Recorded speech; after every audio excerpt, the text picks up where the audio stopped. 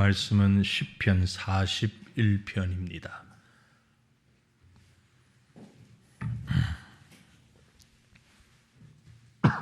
시편 41편 1절부터 마지막 절 13절까지 말씀을 우리 다 같이 한 목소리로 뜻을 생각하시면서 시인의 마음을 같이 느끼면서 시편 41편을 함께 읽겠습니다.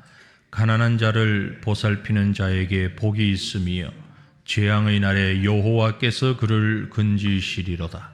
여호와께서 그를 지키사 살게 하시리니 그가 이 세상에서 복을 받을 것이라.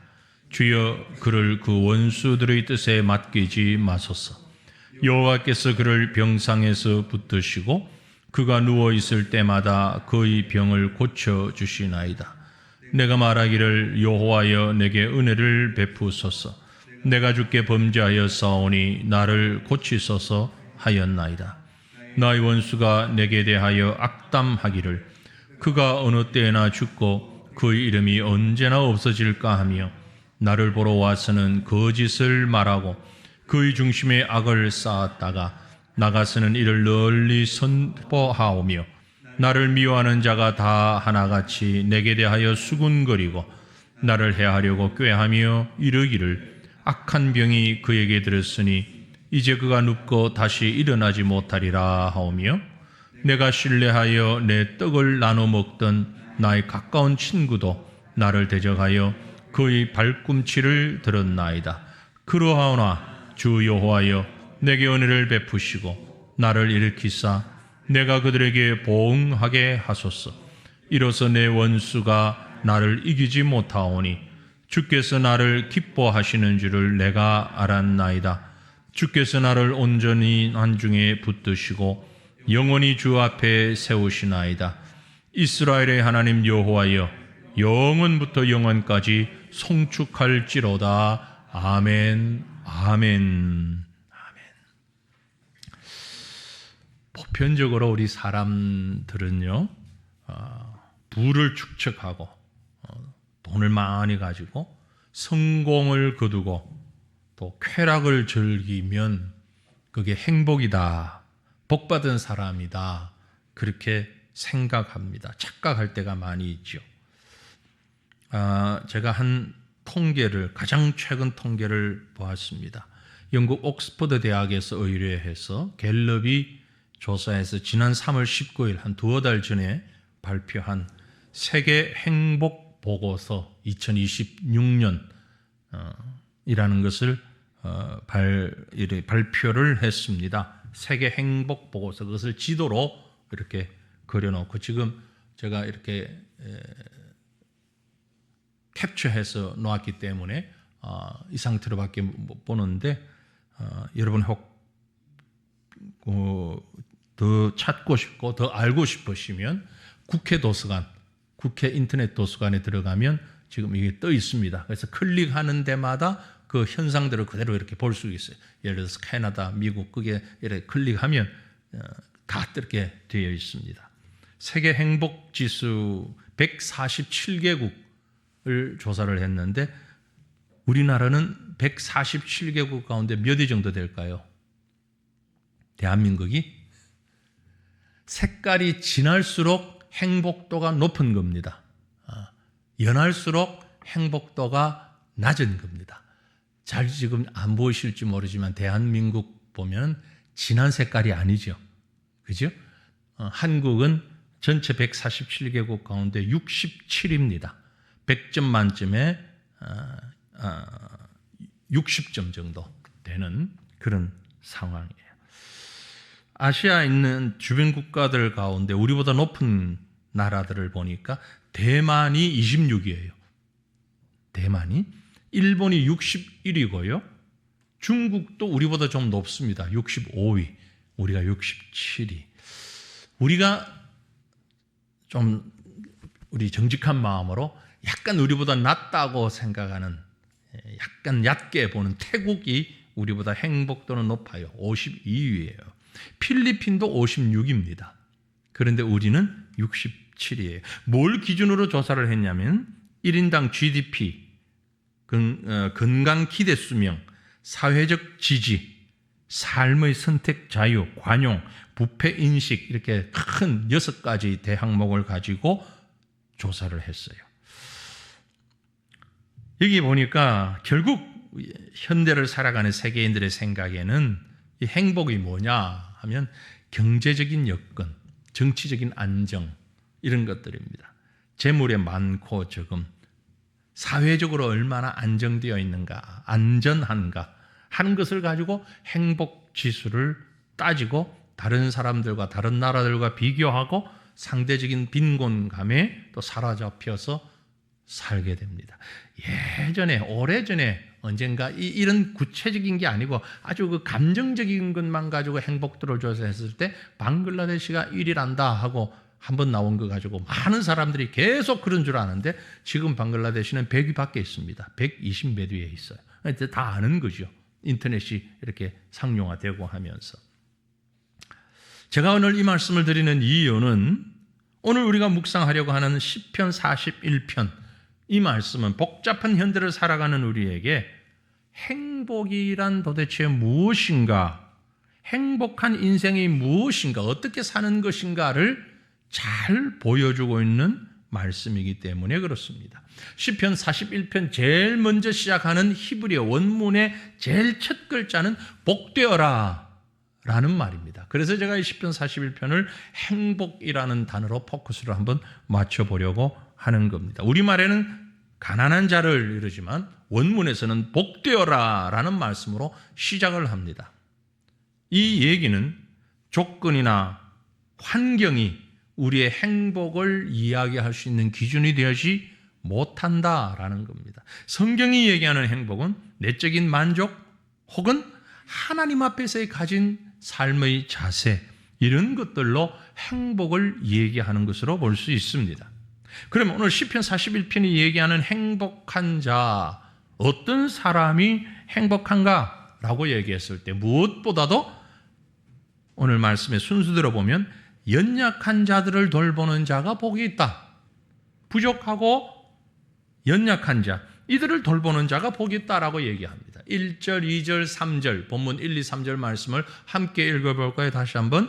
가난한 자를 보살피는 자에게 복이 있으며 재앙의 날에 여호와께서 그를 건지시리로다. 여호와께서 그를 지키사 살게 하시리니 그가 이 세상에서 복을 받을 것이라. 주여 그를 그 원수들의 뜻에 맡기지 마소서.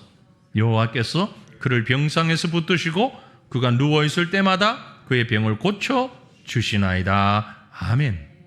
아멘. 가난한 자를 보살피는 자에게 복이 있다. 그죠? 가난한 자를 보살피는 자. 이 가난이라는 것은 물질적 가난만을 얘기하는 게 아닙니다. 포함되어서 모든 연약한 자, 그 연약한 자들을 보살피는 자가 복이 있다. 보살핀다라는 말은 그 원어가 마스킬이라는 단어인데 그저 구제할 때 돈 얼마를 주는 이걸 얘기하는 게 아닙니다. 여기 보살핀다라는 말은 깊이 관심을 두고 이해하면서 그 사람에게 도움되는 일을 아주 지혜롭게 살펴가는 것, 이걸 보살핀다라는 말의 의미인 것입니다. 다시 말하면 연약한 자를 그 아픔을 내 아픔처럼, 내 궁핍함처럼, 나의 고난인 것처럼, 나의 고통인 것처럼 공감하고 배려하는 태도, 이걸 지금 보살핀다라는 말의 의미인 것이죠. 이 얘기는 무슨 의미가 있는 거 하니까 지금 이 시를 적은 사람은 다윗입니다. 다윗이 평소에 연약한 자들을 지혜롭게 돌보았습니다. 보살폈습니다. 이걸 고백하면서 동시에 이제 자신이 연약해졌을 때, 내가 병들었을 때, 내가 너무너무 힘들 때에 하나님께서 그 공감과 서약대로 나를, 다윗 자신을, 우리를 재앙의 날에 건지시고 침상에서 고쳐서 건강하게 해 주실 것을 확신하는 거죠. 그래서 3절에 보면 여호와께서 그를 병상에서 붙드시고, 이 그를이라는 얘기는 자기 자신을 3인칭으로 표현하고 있는 거예요. 하나님, 내가 가난한 자를 보살폈습니다. 연약한 자를 보살폈습니다. 그러니 하나님께서 이제는 나를 살펴주시사 내가 연약할 때, 내가 병상에 있을 때에 나를 붙드시고 내가 누워있을 때 나의 병을 고쳐주실 줄 믿습니다. 이런 고백이에요. 이런 사람이 복되다라는 얘기입니다. 그래서 자기가 비록 연약함에 있지만 나는 복 있는 사람입니다. 왜? 하나님께서 나를 보살펴 주실 것이니까. 그게 바로 믿음이다라고 믿고 있는 거죠. 우리 또한 이렇게 연약한 자를 돌보는 것은요, 단순히 나를 위해서 그런 것은 아닙니다. 주님께서 우리에게 보여주신 사랑의 모습, 섬김의 모습, 그게 사실 연약한 자를 살피는 것이죠. 그래서 우리는 마땅히 그 일을 감당하는 것이 믿음의 모습입니다. 우리가 잘 아는 대로 마태복음 22장 37절 이후에 보면 예수께서 이르시되 내 마음을 다하고 뜻을 다하고 내 마음을 다하고 목숨을 다하고 뜻을 다하여서 주 너의 하나님을 사랑하라. 하나님 사랑하라. 이것이 크고 첫째 되는 계명이다. 그리고 두 번째는 내 이웃을 내 자신처럼 내 자신같이 사랑하라. 보살피라는 겁니다. 내 이웃을 내 자신처럼 사랑하라. 이게 신앙의 본질이라는 거죠. 이게 신앙의 기본적인 자세라는 겁니다. 이런 믿음을 가진 사람이 행복하다라는 거죠. 왜냐하면 다시 우리 본문 1절, 2절, 3절에 가보면 재앙의 날에 하나님께서 고쳐 하나님께서 건져주실 것이기 때문에 행복하다는 겁니다. 가난한 자를 보살피는 자는 복이 있다. 왜? 재앙의 날에 여호와께서 그를 건지실 것이기 때문에, 재앙의 날에 하나님이 건져주실 것이기 때문에 우리는 행복한 거예요. 재앙의 날이라고 하는 것은 어려움을 당하는 심판의 날, 하나님께서 우리의 삶을 직접 찾아오셔서 감찰하시고 재앙 가운데서 그를 건져주시고, 2절에 보면 그것을 보살펴 주셔서 생명을 살려주실 것이고, 3절에서 병상에서 그를 붙들어 주시고 질병에서 고쳐주실 것이다. 그 재앙의 날에 하나님이 우리를 건져주실 것이므로 우리는 행복하다라고 얘기하는 거죠. 그 다음에는 나가면 놀라운 은혜로 우리를 갚아주실 것이므로 우리는 행복하다. 하나님은 우리에게 은혜 베푸시는데 하나님은요, 빚지고 사시는 걸 너무너무 싫어하셔요. 하나님 자신이 빚지고 사시 않습니다. 우리에게 사실 은혜 베푸신 것만 해도 너무너무 크지만 그럼에도 불구하고 우리가 하나님 앞에 섰을 때에 하나님은 우리에게 은혜 베풀어 주시고 사랑을 베풀어 주시고 축복을 베풀어 주시되 누르고 흔들어 넘치도록 주십니다.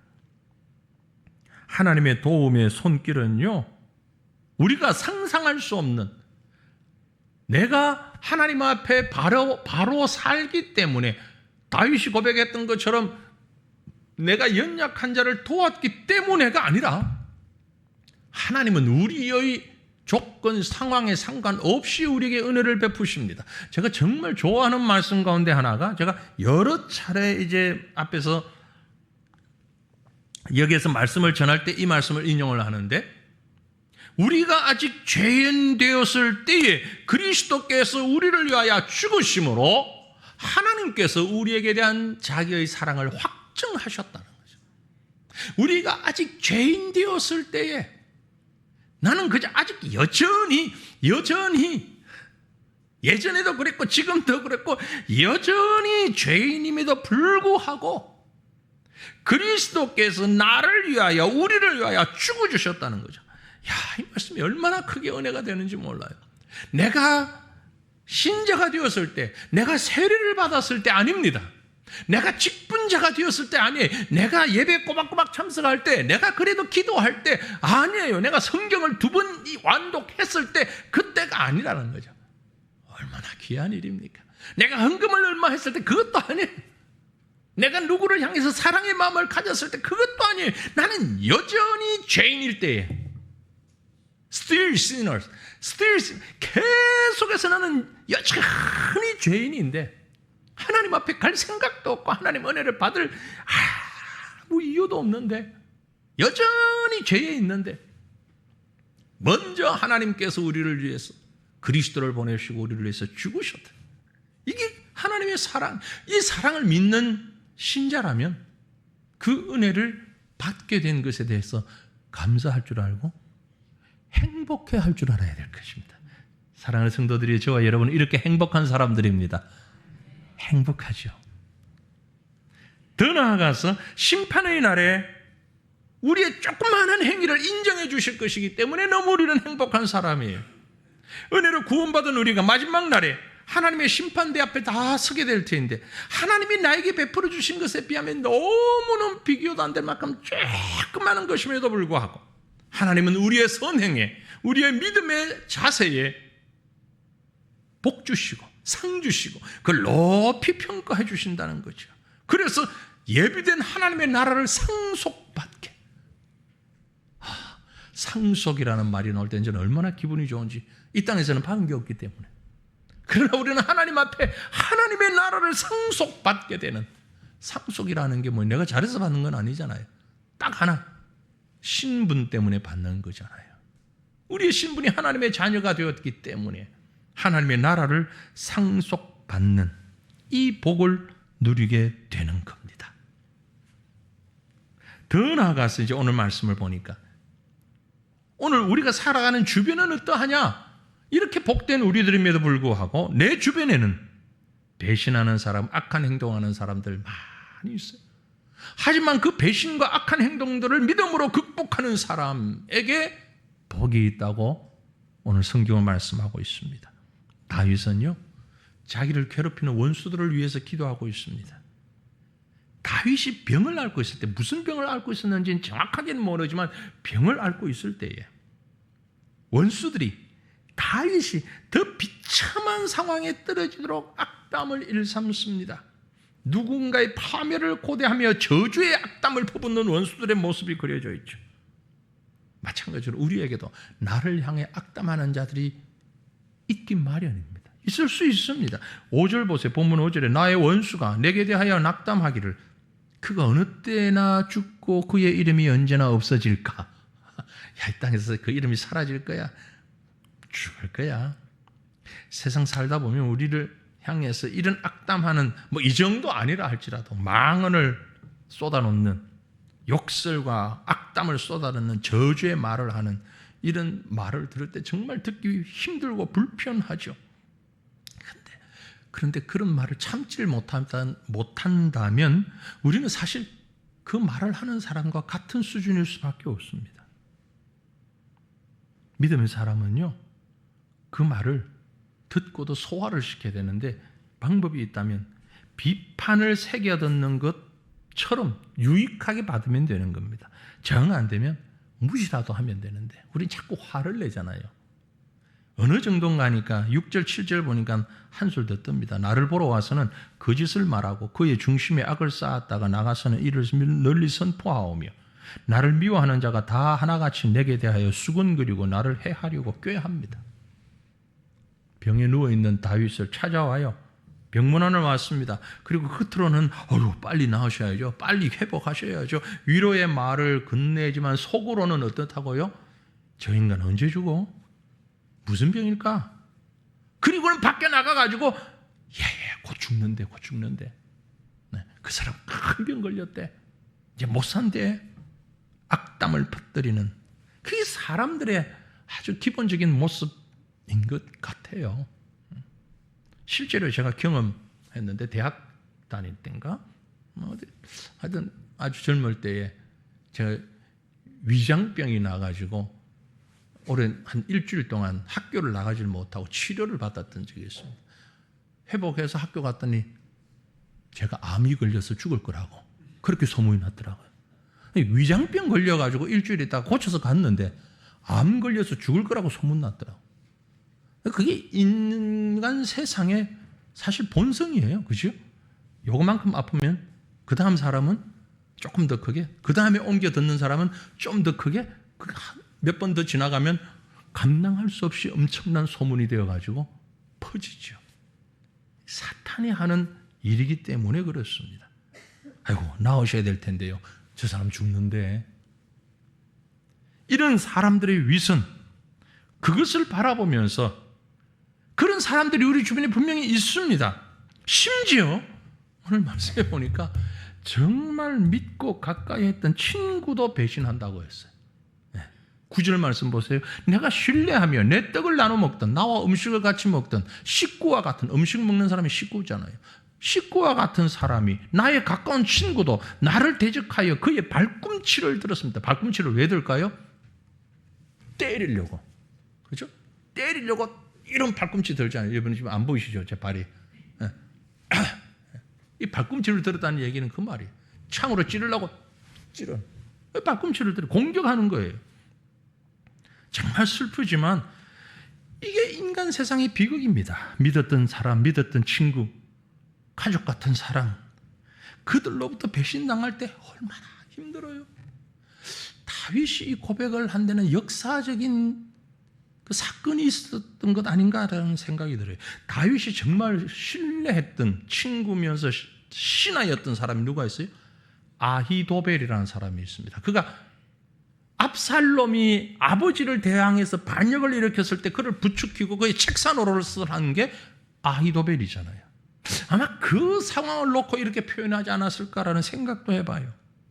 그런데 이 말씀이 얼마나 기가 막히고 중요한 말씀이라고 하니까 오랜 세월이 수천 년이 지난 다음에 예수님께서 가룟 유다가 예수님을 배신할 것을 예언하시는 말씀에서 정확히 시편 41편 9절 이 본문 말씀을 인용을 합니다. 요한복음 13장 18절에서 내 떡을 먹는 자가 내게 발꿈치를 들었다 한 성경을 응하게 하실 것이다. 와, 소름. 하나님의 말씀이 아니면 감당할 수 없는 예수님을 대항하는 가룟 유다의 모습을 그대로 표현하고 있는 거예요. 그러니 예수님에게도 이런 사람이 있었던 것처럼 현대를 살아가는 우리들에게 온갖 인간적인 배신과 악담과 수근그림이 있는데 이런 상황 가운데서 하나님의 은혜를 구하는 사람이 행복합니다. 여러분 우리가 기도할 때 그럼에도 불구하고 하나님의 은혜를 구할 수 있기를 소망합니다. 본문 4절에도 본문 10절에도 여호와여 내게 은혜를 베푸소서, 내가 말하기를 여호와여 내게 은혜를 베푸소서 그렇게 말하고 있잖아요. 은혜는 하나님이 비천한 인생들에게 값없이 베풀어 주시는 사랑이에요. 사도 바울은 값없는 하나님의 그 사랑 때문에 내 죄를 용서받고 의롭다함을 인정받았다고 선포합니다. 참기 어려운 배신을 경험한 본문의 이 시인이 보여주는 대로 하나님의 은혜를 간구하면서 자신을 돌아보고 그 배신과 그 모욕을 당할 때에 하나님 내게 은혜를 베푸소서, 내가 주께 범죄하여 사오니. 정말 믿음의 사람은 이렇게 빨리 생각이 돌아가야 되는 거예요. 말이 돌아가야 되는 거예요. 정말 행복한 사람이에요. 돈이 있어서 행복한 게 아니에요. 이런 믿음이 있으면 행복한 거예요. 나를 배신하고 나를 박해하고 나에 대해서 수군거리는 그 소리를 들으면서 이 시는 어떻게 생각이 빨리 전환되었는가 하니 내가 주께 범죄하였습니다. 저 가족 같은 사람이 내 친구가 저 사람이 나한테 어떻게 저래.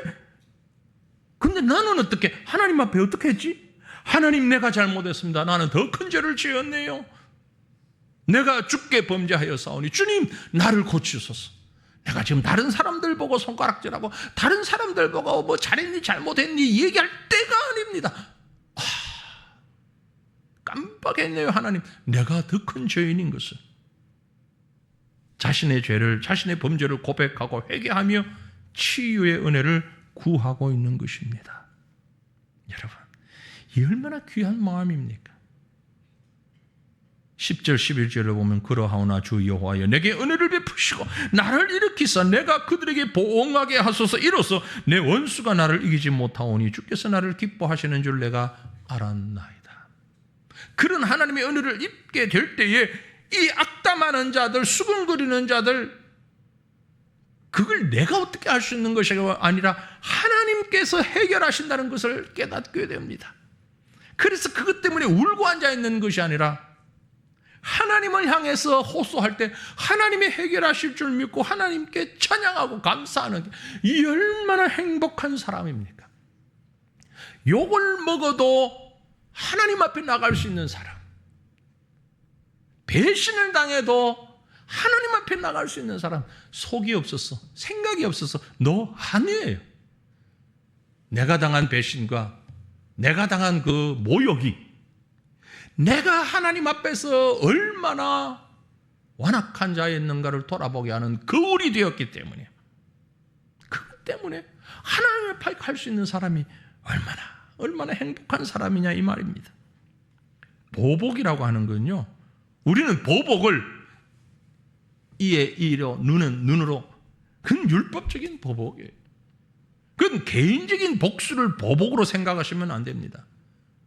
진정한 보복은 하나님의 공의가 세워지기를 구하고 그 일을 통하여 자신을 돌아보고 회개의 기도를 통하여 하나님 앞에 내가 바로 서는 성숙한 기쁨, 이게 보복이에요. 그 사람에게 하는 게 아니라 하나님 앞에 내가 새로워지는 것. 이렇게 새로워진 사람은 본문 12절에 보면 주께서 나를 온전한 종에 붙드시고 영원히 주 앞에 세우시나이다. 하나님 앞에 서게 되는 거예요. 하나님 앞에. 여러분에게 다가온 그 공격이, 세상적인 상처가 나를 하나님 앞에 세우는 도구가 된다는 사실을 믿는 자는 복 있는 사람이에요. 돈 많이 가진 사람이 아니고, 조금 멋진 말로 얘기하면 배신의 상처를 가지고 하나님의 긍휼을 바라보는 자예요. 얼마나 귀합니까? 주께서 나를 온전한 종에 붙드시고 영원히 주 앞에 세우시나이다. 하나님이 붙들어주는 사람, 하나님 앞에 세워진 사람은 원수가 감당하지 못할 정도로 정말 행복한 사람입니다. 그는 하나님의 이름을 찬양하며 살아가는 참된 행복을 느끼는 사람. 이것이 진짜 행복이에요. 하나님의 이름을 찬양하며 사는 것. 그래서 이것이 정말 값진 행복이라는 거죠. 13절입니다. 이스라엘의 하나님 여호와를 영원부터 영원까지 송축할지로다. 아멘, 아멘, 아멘, 아멘. 감탄하며 감격하며 하나님을 찬양하는 거예요. 영원부터 영원까지 하나님을 찬양하는 것 너무나 당연하지만 내 삶이 기쁠 때뿐만이 아니라 슬플 때에, 힘들 때에, 처음뿐만이 아니라 마지막 때까지 하나님을 찬송할 수 있는 이런 은혜, 하나님을 마음껏 찬양할 수 있는 사람, 너무너무 행복한 사람입니다. 사랑하는 성도들이요, 행복한 인생이 되시기를 바랍니다. 즐겁고 기쁘고 충만할 때, 풍성할 때에, 기분 좋을 때 하나님을 찬양할 뿐만이 아니라 그 또한 감사하고 감격스러운 일이지만 그 반대의 상황에서 병들고 힘들고 어렵고 다른 사람들이 나를 그저 무시하고 수근거리고 손가락질하고 나를 아주 절망적으로 대하고 나를 향하여서 아주 별 말로 표현할 수 없는 그런 악담을 함에도 불구하고 그럴 때 더 하나님을 찬양할 수 있기를 바랍니다. 사람을 향해서 욕하기보다 더 큰 소리로 하나님을 찬양할 수 있기를 원합니다. 이것이 정말 행복한 사람의 모습인 것입니다. 세상이 알지 못하는, 불신자들은 상상조차 할 수 없는, 하나님을 모르는 사람은 이해가 되지 않는, 그러나 그것이 가장 크고 가장 소중한 은혜이며 가장 행복한 하나님 백성의 모습이라는 사실을 기억하고 오늘도 이 행복을 풍성하게 누리는 저와 여러분 되시기를 주님의 이름으로 축원합니다.